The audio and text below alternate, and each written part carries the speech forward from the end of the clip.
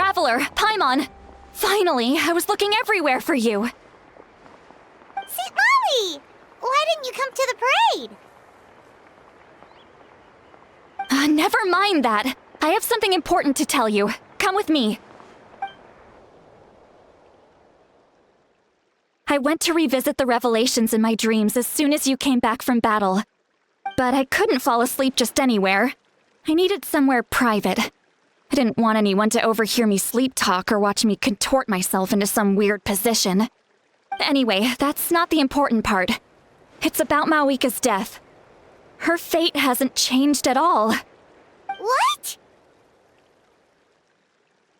Didn't you defeat the bad guy behind all this? Does that mean the war isn't over? No. The disaster is over, but my dreams never lie. That's why I came to find you. I need to know what I'm missing. Where is Mavuika right now? Did she tell you what she's planning? She said she was going to restore the Night Kingdom. Compared to fighting the Abyss, that should be pretty easy, right? Easy? Not so much. We can't restore the ley lines without the Lord of the Night, and I'm not sure she has enough power to do it on her own. The Lord of the Night is weak right now. She told us that herself, remember? I'll admit, restoring the ley lines is simpler than reconstructing them entirely, but it's still no easy feat. True. If the Lord of the Night could restore the ley lines by herself, all Mavuika would need to do is tell her we won. Not even that. The Lord of the Night knows the ley lines better than anyone. I'm sure she knew of your victory before us all. Point being, this matter is far more complicated than the Archon made it out to be. We need to get to the bottom of this. Mavuika has accepted her death, remember? For her to let someone else dictate her end, there can only be one possibility. She must think the outcome of her death is worth it. The moment Mavuika used the Ruler of Death's power, death was demanded in return. Not necessarily as repayment for her aid, but as a rule. That means Mavuika doesn't have to just sacrifice herself to the Ruler of Death. She can still use her death to get something in return. Then let's get going! Where do you think she went? Could it be where we found the source mechanism?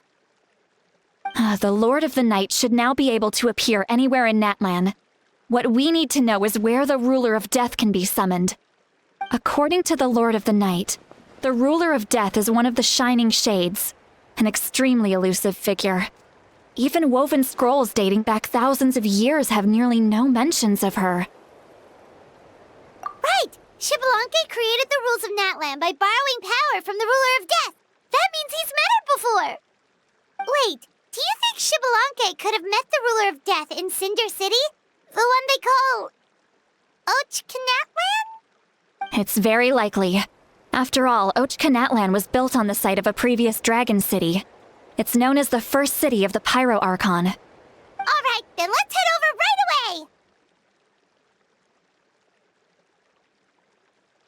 away! It's not easy to get there, so follow me. I'll take you.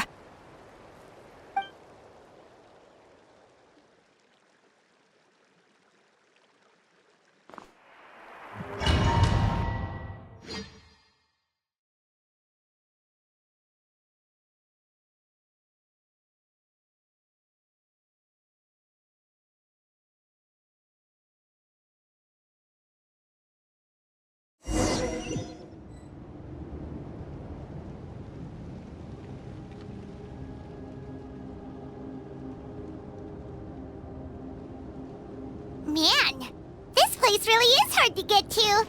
And, Paimon wasn't the only one who saw that weird thing up there, right?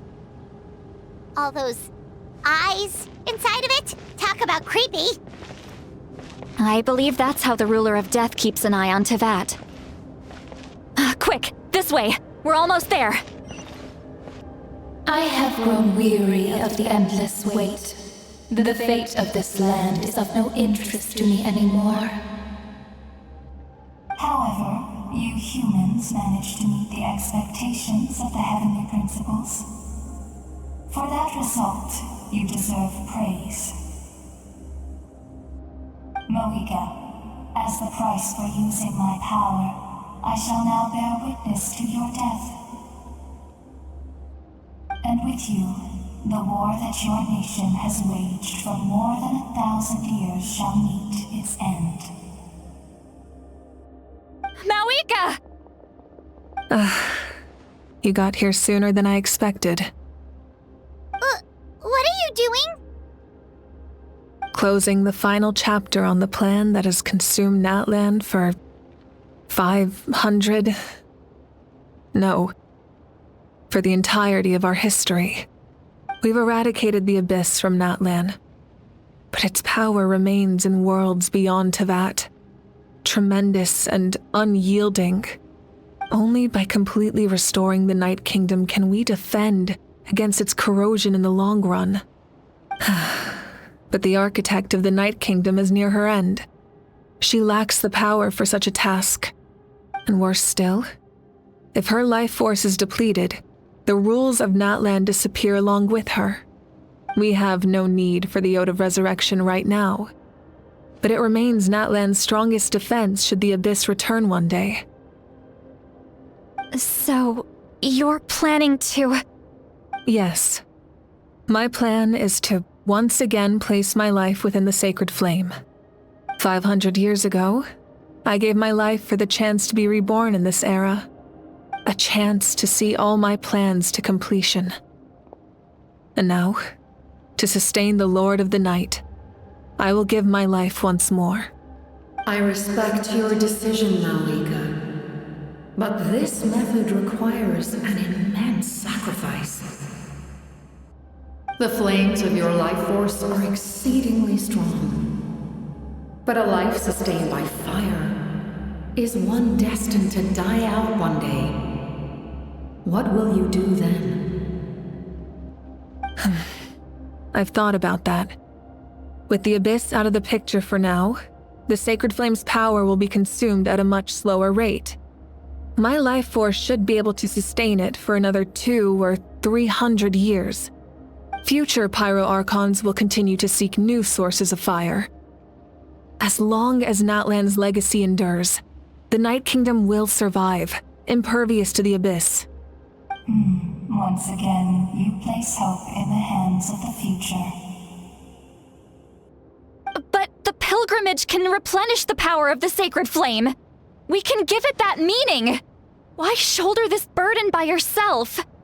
Because I want the pilgrimage to change. The pilgrimage was an essential part of our struggle against the Abyss, a grand competition full of promise and glory. But it also chained our people to an inescapable destiny. Fear and anxiety have been our constant companions. We knew what the consequences would be if we laid down our arms. Morality left us with no other choice. And so, Natlan became the nation of war.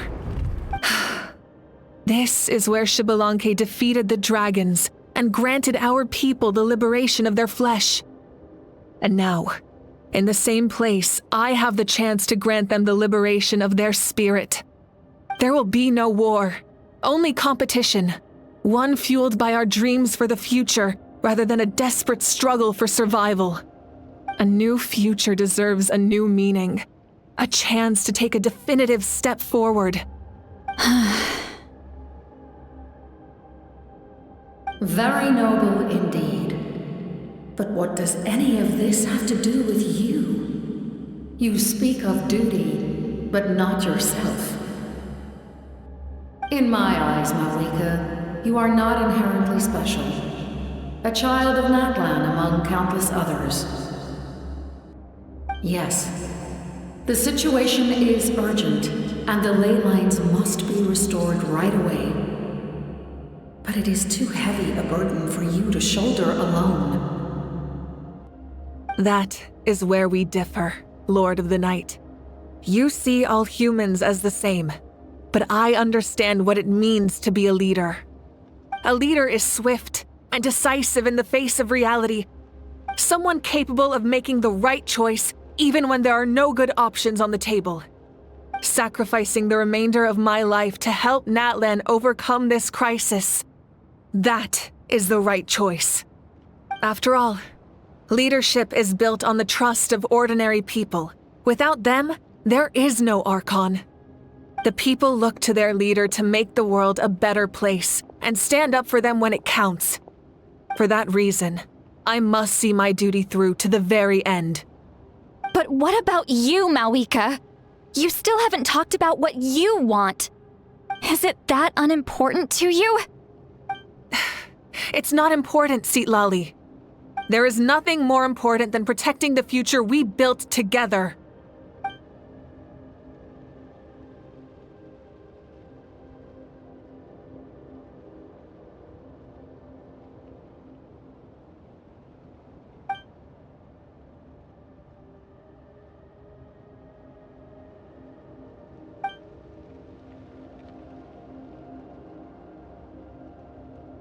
I shall accept Mavuika's sacrifice for the Lord of the Night as her death, and I will bear witness to the very end. Thus concludes the deal I made with Xbalanque several thousand years ago. Lord of the Night, you may now begin.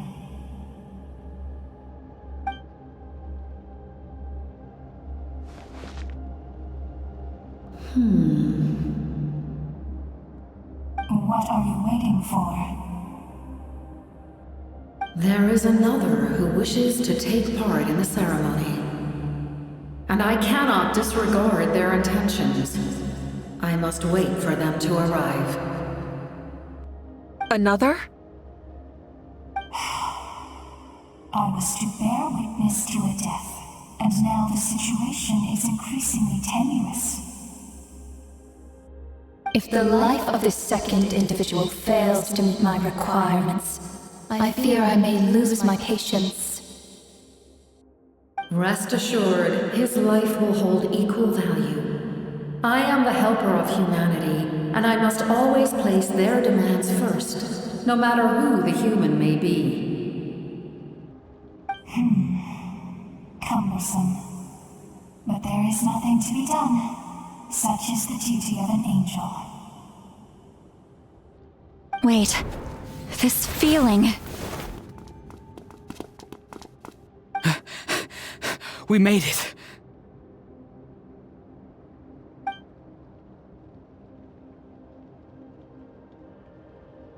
Thank you for showing me the way.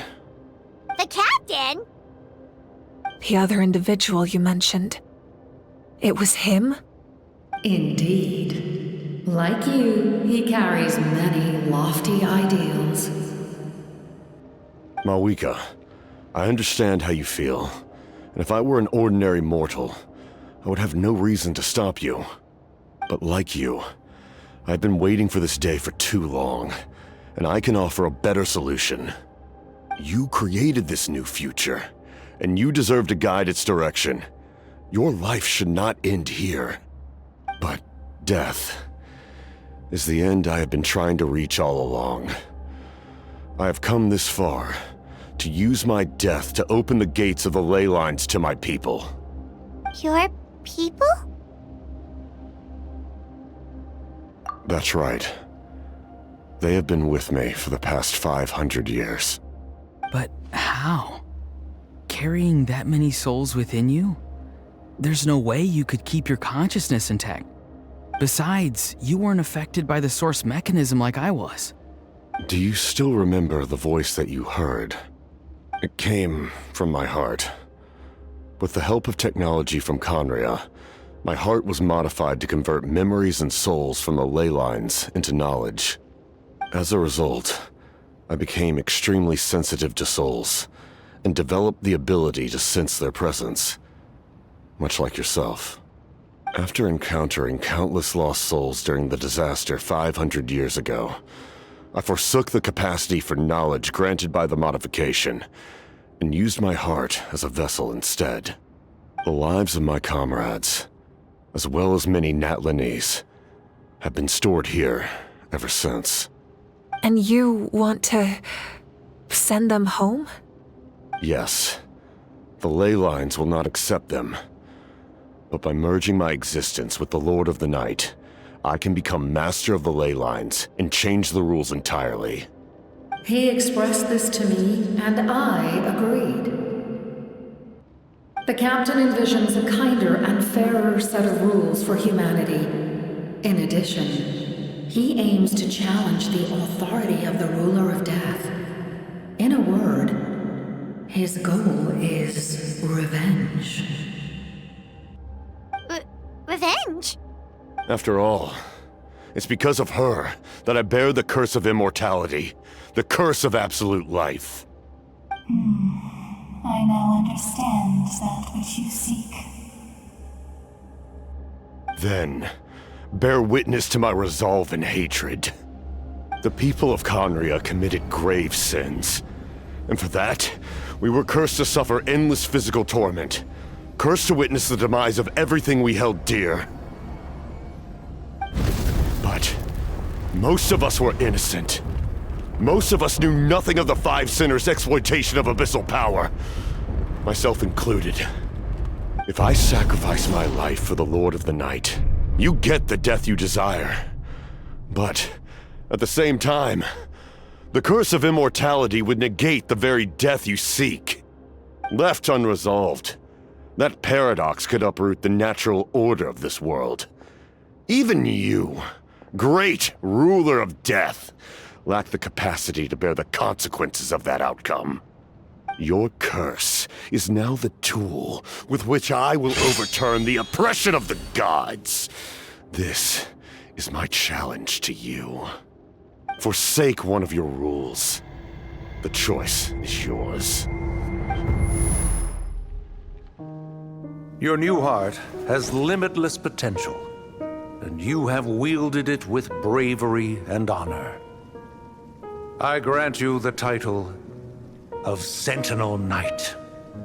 Like the four pillars of strength, you will continue to safeguard the glory of Conria. The glory of Conria. Our land, our dignity, and every comrade who fights alongside us. The Night Kingdom is almost destroyed.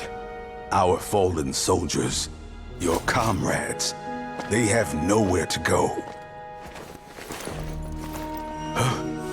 What are you doing? Are you taking all their souls with you?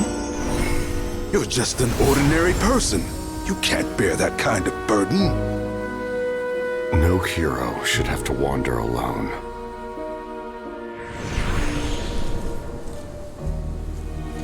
The curse of immortality. Using immortality to fight death. Using my rules against me. Make your choice. Reject your rules. Or allow me to trigger the paradox. The curse of immortality must stand. Use it to fulfill your final wish.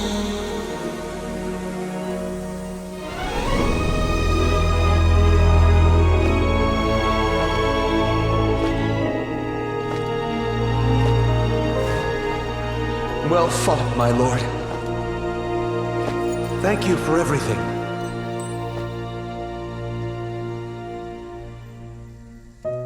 This time, let's go together. Yes. Let's go together.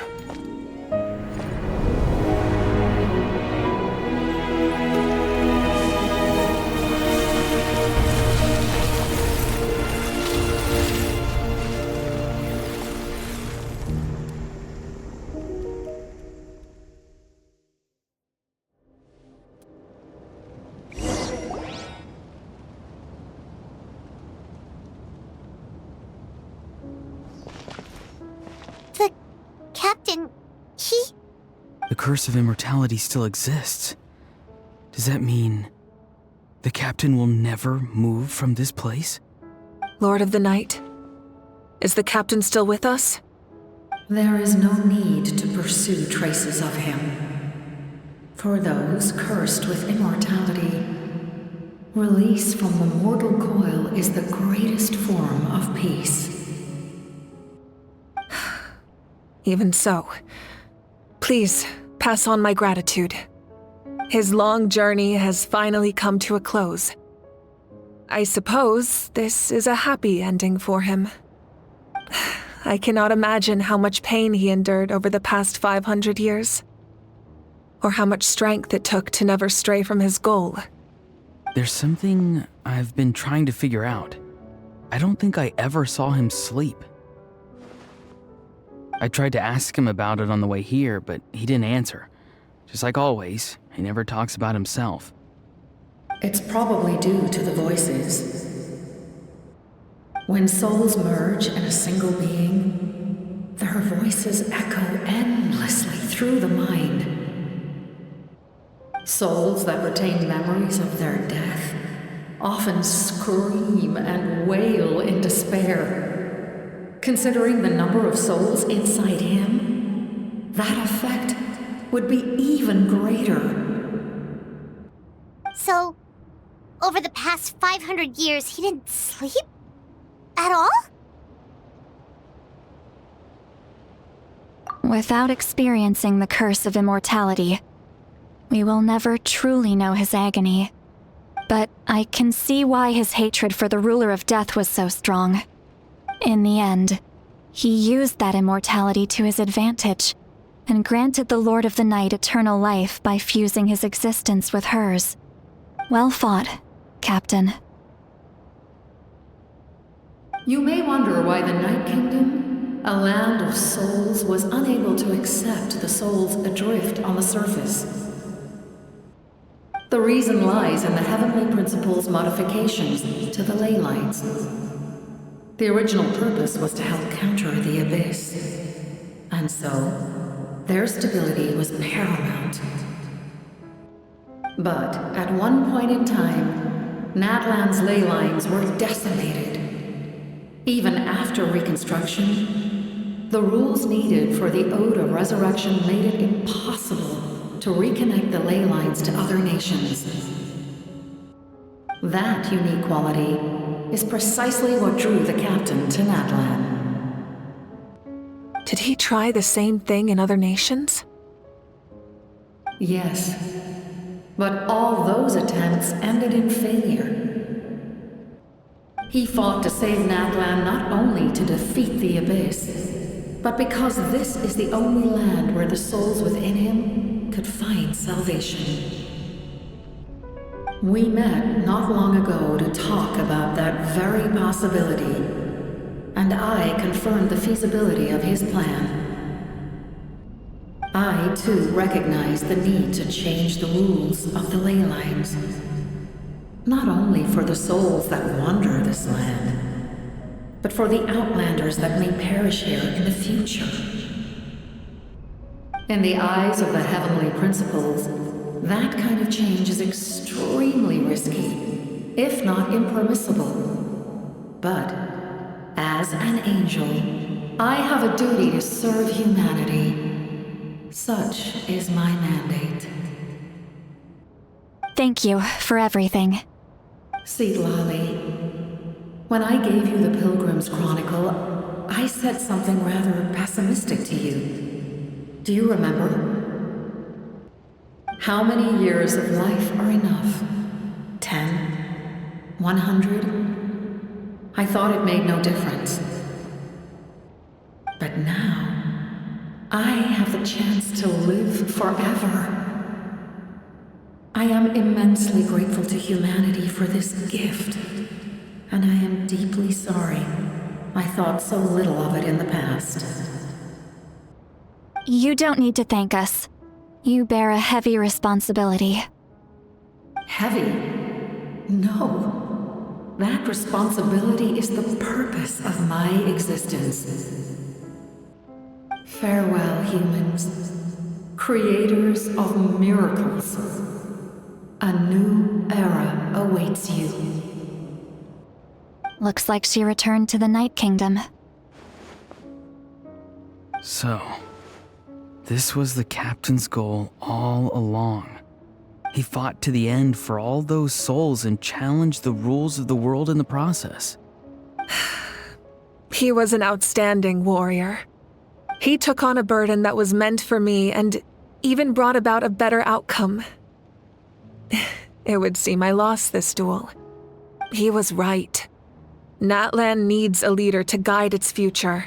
If not a successor, then that responsibility will continue to be mine to bear. But for now, let us pay our final respects to this fallen hero. Hmm.